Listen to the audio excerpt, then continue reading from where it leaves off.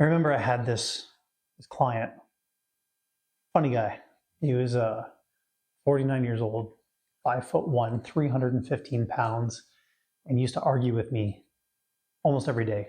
I'd see him Monday, Tuesdays, Wednesdays, Thursdays, and he had a hard time moving for obvious reasons.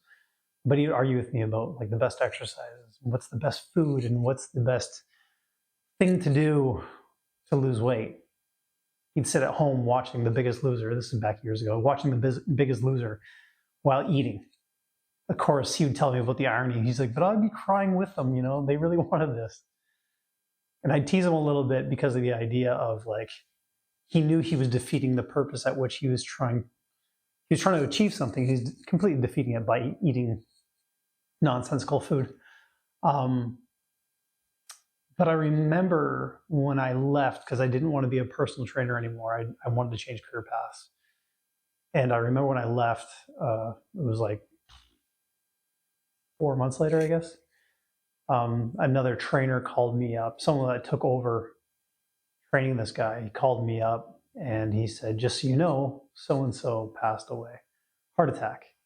I took it really hard. I took it a lot harder than I should have. And one of the reasons why I took it so hard was because of the fact I really remember we got into this big argument and I said, you really need to go to a doctor and go talk to a doctor. You need to be told by someone other than me and people that love you that you need to be in better shape.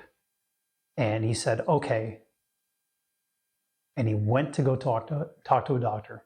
And the doctor had said to him, at least from what he told me, you're in better health than what you might look. Your heart is probably better than your trainers. And I remember thinking there's so many bad trainers out there, and there still are, tons of them.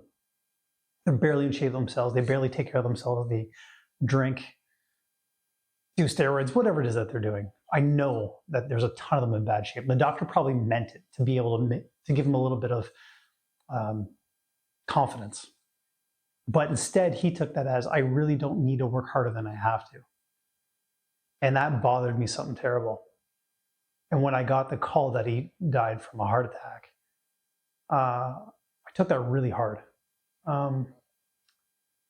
Partially because I knew better, and I knew he knew better. And so the reason why I'm sharing any of this whatsoever is just because if somebody somewhere is thinking to themselves,